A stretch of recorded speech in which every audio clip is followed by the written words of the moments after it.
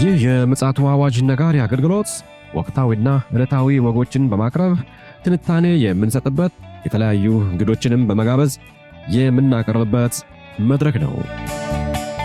መረጃዎችን ያጠናከረ ይዞልን የሚመጣው ፓስተር አለማየሁ ነሙ ሲሆን ፕሮግራሙን የመራና መሰናዶውን ኤዲት በማድረግ ወደ እናንተ የሚያቀርበው ይልቃል አስራት ነው።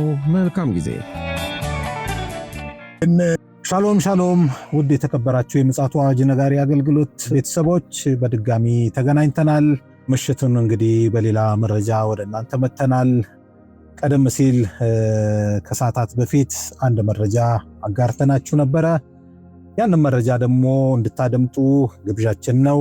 መልካም ጊዜ እንዲሆንላችሁ እመኛለሁ።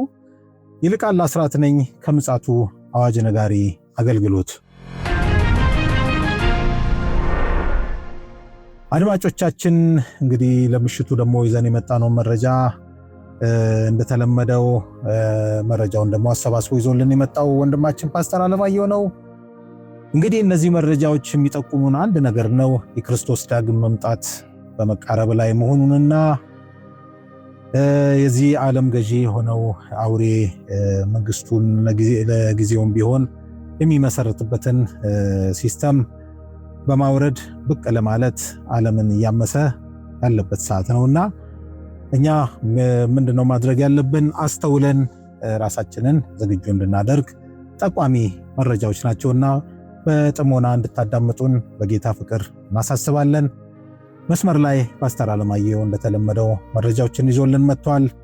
ከሰላምታ በኋላ በቀጥታ መረጃውን ያጋራናል። ሰላም ላንተ ይሁን ፓስተር፣ እንዴት አመሸ? እንደምን አመሸ ወንድም ይልቃል። እግዚአብሔር የተመሰገነ ይሁን። መረጃህን ማቅረብ ትችላለህ። እንግዲህ ይሄ በመካከለኛው ምስራቅ ያለው ጦርነት በአጭር የማይቀጭና የማይቆም ከሆነ ብዙ ሀገሮች ወደፊት ተዋናይ የሚሆኑ ይመስላልና የጦርነቱ መልክ አቅጣጫ እየቀየረ ሊሄድ ይችላል የሚል ስጋቶች እየጨመሩ ነው የመጡትና ምናልባትም አፍሪካንም አልፎም አውሮፓንም በብዙ ነገር ሊነካካና ወደ ሰልፉ ሊያስገባ ይችላል የሚሉ ነገሮች እየጨመሩ ነው የመጡት። እንግዲህ ይሄ እንዲህ ባለበት ሁኔታ ነው እንግዲህ የፓኪስታን አዲስ የሰላም ተስፋ ይዛ ብቅ ያለችው። ይሄ የሰላም ተስፋ ይሳካል አይሳካም የሚለውን ነገር ወደፊት የምናየው ቢሆንም የፓኪስታን ምክትል ጠቅላይ ሚኒስትር እና የውጭ ጉዳይ ሚኒስትሩ አሺቅ ዳሪ እንደገለጹት አሜሪካና ኢራን ፓኪስታን በመካከላቸው የሚደረገውን ንግግር እንድታመቻች እምነት ጥለውባታል የሚል ነገር ተናግረዋል። ሁለቱም ማለት ነው እንግዲህ እምነት ጥለውባታል የሚል ንግግር ተናግረዋል። ይህ የታወቀው ፓኪስታን በሳውዲ አረቢያ፣ ቱርክ እና ግብፅ የውጭ ጉዳይ ሚኒስትሮች ጋር በኢስላማባድ ባደረገችው ስብሰባ ሲሆን ግብፅ በበኩሏ ስብሰባው በሁለቱ ሀገራት መካከል እስካሁን የነበረው የደብዳቤ ልውውጥ ወደ ቀጥተኛ ንግግር ለመቀየር ያለመ መሆን አረጋግጣለች። እነዚህ ሀገሮች እንግዲህ እየተጨመሩ መጥተዋል ማለት ነው አደራዳሪነቱ። ፓኪስታንም፣ ሳውዲ አረቢያም እንደገና ደግሞ ቱርክም ገብታበታለች። ነገር ግን የቱርክ አቋም ብዙ ጊዜ እንደምንናገረው የወላዋይነት አቋም ነው። ወደ በኋላ እንመጣበታለን። እሱን ቀጥተኛ ንግግርም ሊያደርጉ ይገባል ብለው ነው የግብፁ የውጭ ጉዳይ ሚኒስትር ሀሳብ ያቀረቡት። ምንም እንኳን ኢራን አሜሪካ ቀደም ብላ ያቀረበችውን ባለ 15 ነጥብ የሰላም እቅድ የማስገደድ ሙከራ በሚል ብትቃወመውም በራሷ በኩል በ5 ነጥብ ላይ ያተኮረ እና የኢራን ባለስልጣን ግድያ እንዲቆም እንዲሁም ለደረሰው ውድመት ካሳ እንዲከፈል የሚጠይቁ የድርድር ረቂቅ አዘጋጅታ አቅርባለች። ከዚህ በፊት እኛም አንስተነዋል። ይሄንን ጉዳይ አቅርባለች። ይሁን እንጂ ይህ ዲፕሎማሲ ጥረት ባለበት ሁኔታ ፕሬዚደንት ዶናልድ ትራምፕ ወደ ኢራን የምድር ጦር በማስገባት ላይ ናቸው ያሉት።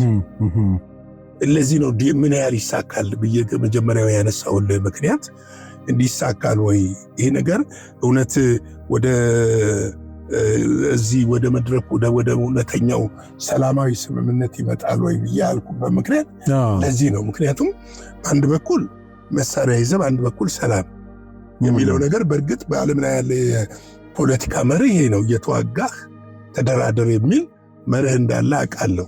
ነገር ግን ከአየር ድብደባውና በአየር ከሚደረገው ጦርነት ባሻገር እግረኛን ለማስገባት ዝግጅቶች ተጠናቀው ጦር ወደዛ እየተጓጓዘ ባለበት ሁኔታ ድርድሩ ምን ያህል ሊሄድ ይችላል? እንግዲህ ፕሬዚዳንት ዶናልድ ትራምፕ ወደ ኢራን የምድር ጦር ለማስገባት እያሰቡ መሆኑን መዘገቡ ቀጠናው ለባሰ ስጋት ዳርጎታል። እንግዲህ ፔንታጎን ለሳምንታት ሊቆይ ለሚችለው የምድር ውጊያ ዝግጅት እያደረገ ሲሆን 3500 የሚሆኑ የአሜሪካ የባህር ኃይል አባላት ቀድሞውን ቀጠናው ደርሰዋል። እንግዲህ ሌሎችም እየተጓጓዙ ነው። እነዚህ ቀጠናው ደርሰዋል። ለእግረኛ ጦርነት እየተዘጋጀነ፣ በዚህ በኩል ደግሞ እንደራደር እያልክ ነው። ምናልባት ኢራኖች ስጋታቸው ልክ ነው ብዬ አስባለሁ። ሁለቱም ጦርነት የተከፈተባቸው ልባቸውን ድርድሩ ላይ በጣሉበት ጊዜና ድርድሩ በቀጠሮ በነበረበት ጊዜ ነው። የመጀመሪያውም ጦርነት ከጣሊያን ኦማን ላይ ቀጠሮ ነበረ። ሮም ላይ ነበረ የተደረገው ስብሰባው። ሁለተኛው ስብሰባ ተደርጎ ለሶስተኛ ስብሰባ ቀጠሮ በነበረበት ሰዓት ላይ ነው ሶስተኛው ስብሰባ እንደተነጎዳ ሊደረግ ሲል እንደ ዛሬ ጦርነት የተደረገው። የአሁኑም ደግሞ ሄደን ስንመለከት 3 ዙር ስብሰባዎች ጄኔቭ ላይ ከተደረጉ በኋላ ለአራተኛ ዙር ስብሰባ ለማድረግ ማለት ድርድር ለማድረግ ተወስኖ ከወጡ ከ2 ቀን በኋላ ነው ጦርነት የፈነዳው። እነዚህ ነገሮች ምናልባትም ኢራን የማዘናጊያ ነገር እንዳይሆን አሁን ላይ የሚዘናጉላቸው አይመስለኝም። እንደው እዚህ ላይ ፓስተር አንድ መረጃም እየተሰማ ነው ያለውና በፕሬዚዳንት ፔዜሽኪያን እና በሪፐብሊካን ዘብ አዛዦች መካከል የስልጣን ሽኩቻ አይነት ነገር እየተደመጠ ነው ያለው። እንደው ምናልባት አሜሪካና እስራኤል በዚህ መሃል ገብተው ይሆን? እንደው ይህን መረጃ ድንገት ከሰማ ባይገቡም እንዲህ አይነት ሽኩቻዎች ሊኖሩ ይችላሉ። በጦርነት ጊዜ ሰላም የመፈለግ ነገር አለ እንደው ጦርነቱን በማቆም ወይስ እንደው ለመቀጠል የሚፈልግ በዚህ መሃል ያለ ሽኩቻ ነው? ኢራን እንደ ሀገር ሉዓላዊነት የምትላቸውን ነገሮች የምታስነካ አይመስለኝም። አንድ እንደ ህዝብ የተገነቡበት የስነ ልቡና ውቅር ጠንካራ ነው። ገብቶሃል? አሁን ጦርነቱን እንኳን እንደ ይሄን ያህል ጀነራሎች ሞተው ይሄን ያህል የሀገር መሪዎች ሞተው ጦርነቱን መቀጠል መቻላቸው ምን ያህል የስነ ልቦናዊና ሀገራዊ ፍቅር ላይ ሀገራዊ አንድነት ላይ እንደተገነቡ የሚያሳይ ነው። ምንም ይህንን አንክደው። እውነት ነው። ይሄ እውነታው ምድር ላይ የሚታይ ነው። ምክንያቱም የነ አሜሪካ የጦር ስልት ምን ነበረ? ዋና መሪዎችን በመግደል አመፅ በማስነሳት መፈንቅለ መንግስት እንዲደረግና እነሱ የሚፈልጉትን አይነት አሻንጉሊት መንግስት ለማስቀመጥ ነበረ። ይሄ ሁኔታ እንደማያስኬዳቸው ሲያውቁ ነው ጦርነቱን የቀጠሉት። የሚታይ የአመፅ ምልክት የለም። ይሄ ሁሉ መሪዎች መጥተው፣ ስለዚህ ስስ የሆነ የስልጣን ሽኩቻና ክፍተቶች ሊታዩ ይችላሉ። ከዚህ በፊትም እንደዘገብነው ደግሞ በወታደራዊ ዓለም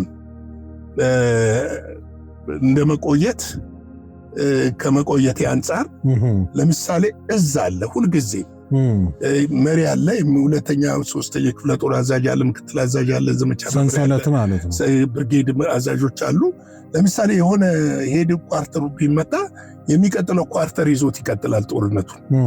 ይሄ ጠንካራ ሀገረ መንግስት ስትገነባ የምትገነባ የወታደራዊ ስርዓት ነው። ለምን ወታደር መሪው ሲመታበት የሚበተን መሆን የለበትም። እንዳይበተን የሚያደርገው ነገር ምንድነው? ቀጣዩን አመራር ይዞ የሚሄደው ግንባታ ተደርጓል ማለት ነው። እውነት ነው። ለምሳሌ እስከ 4 ወይ እስከ 5 እስከ 6 ድረስ እኔ ብሞት አንተ ትተካለህ፣ አንተ ብትሞት እከሌ ይተካል የሚል ሰንሰለቱን የጠበቀ አለ። ሌላው ደግሞ በወታደራዊ እዝ ውስጥ ሲኒሪቲ የሚባል አለ።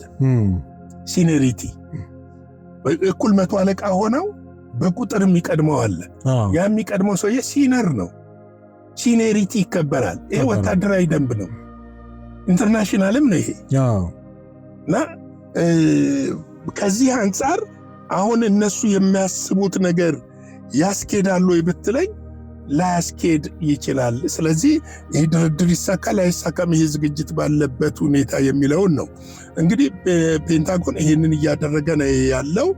ይህን ተከትሎ የኢራኑ ፓርላማ አፈ ጉባኤ መሐመድ ባጋሪ የኢራን ወታደሮች አሜሪካውያን በምድር ላይ ተቀብለው በእሳት ለመለብለብና የቀጠና አጋሮቻቸው ለዘላለም ለመቅጣት እየተጠባበቁ መሆኑን በመግለጽ ጠንካራ ማስጠንቀቂያ ሰጥተዋል ይላል። እንግዲህ ወደ ሰላም ከመምጣት በፊት መጀመሪያ መዛዛቱን ማቆም መቻል አለብህ።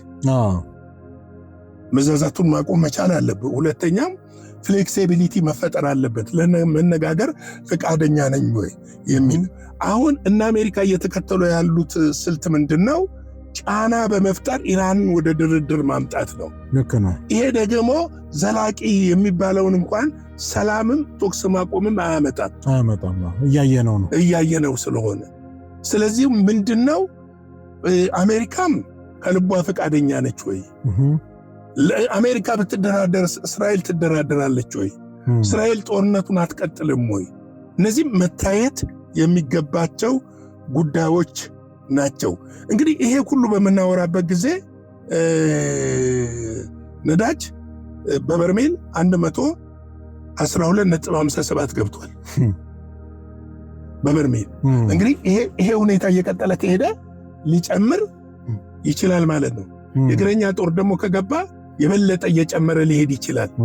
ጦርነቱ ከአየር ለአየር ከሚሳኤልና ከድሮን ከመወራወር ይልቅ በላይ በሜካናይዝድና በወታደራዊ ኃይል በሚሆንበት ሰዓት የሚዘጉ አውታሮች እየሰፉ ይመጣሉ እና እነዚህ ነገሮች እንዲህ ባሉበት ሁኔታ አንድ ሌላ ደግሞ የሚያስደነግጥ ክስተት ምናልባትም ይሆን ወይ የምንለው ነገር ሊከሰት ይችላል ብዬ አስባለሁ። ምንድነው? ኤርዶጋን ቱርክ በኢራን ወገን ሆና ጦርነቱን ልትቀላቀል እንደምትችል ዛቱ ነው የሚለው።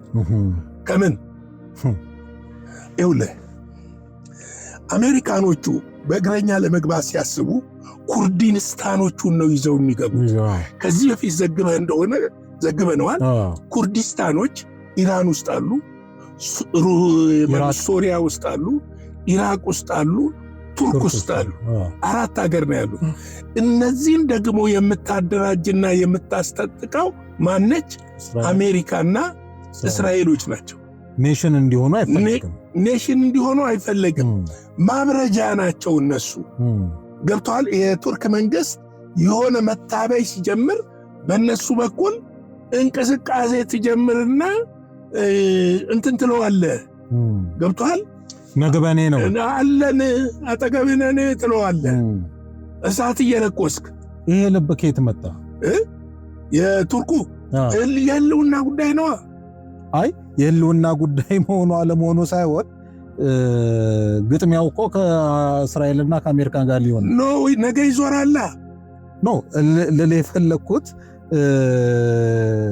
እዚህ ጋር አንድ ክፍተት ስላለ ብዬ ነው። ቱርክ እንደምታውቀው የአውሮፓ ህብረት አባል ናት። ማነው የኔቶ አባል ሀገር ናት። ትሁን ከአውሮፓውያኖች ከሱዲንና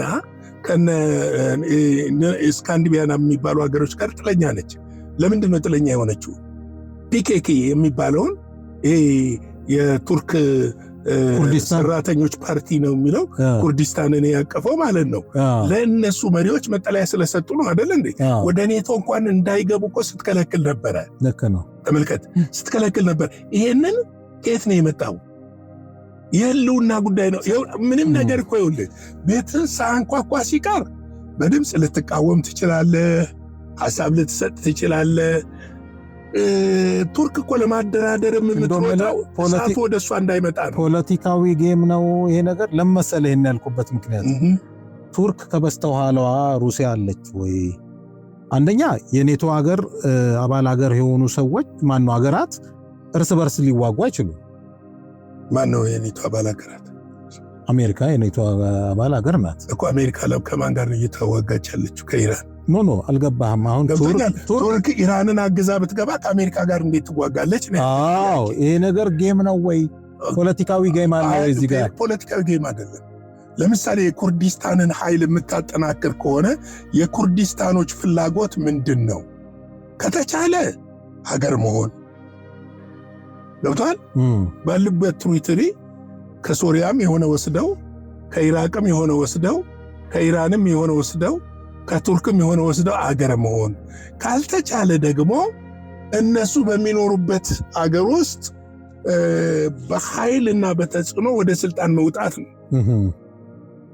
ለምንድነው በቅርብ ባለፈው ወራቶች ዘግበናል። ከሶሪያ ጋር የቱርክ ይሄ ማነው የኩርዲስታን ኃይል ዲሞክራቲክ ኃይል የሚባለው እየተዋጋ ነበረ። የአልበሽር መንግስት ማነው የአልሻራን መንግስት ተቃውሞ መሐመድ አልሻራን መንግስት ተቃውሞ እና ለምንድን ነው ይሄንን ማሰብ ግምት ውስጥ ማስገባት ያስፈልጋል። እንግዲህ ምንድነው የኩርድ ድርጅት በኢራን ላይ በሚሰነዝሩ ጥቃቶች ውስጥ ከተሳተፈ ቱርክ ቀጥተኛ ወታደራዊ እርምጃ እንደምትወስድ ለአሜሪካና ለኢራቅ እና ለኩርድ ኃይሎች ጠንካራ ማስጠንቀቂያ መስጠቷ ነው ዜናው እንግዲህ የተገለጠው። አንካራ በደረሳት መረጃ መሰረት በኢራን ላይ ጥቃት መጀመሪያ ተከትሎ የእስራኤል የስለላ ተቋም ሞሳድ ከኩርዲስታን ሰራተኛ ፓርቲ ጋር ፒኬኬ እና ከኢራን ክንፍ ፒጄኤኬ ኩርዲስታን ኤኬ ጋር ድርድር ለማድረግ ሞክሯል። የዚህ ዓላማ ቱርክ በአሸባሪነት የምትፈርጀውን እነዚህን ቡድኖች በጦርነቱ ውስጥ እንደ አንዱ እንዲሳተፉ ስለተፈለገ ነው።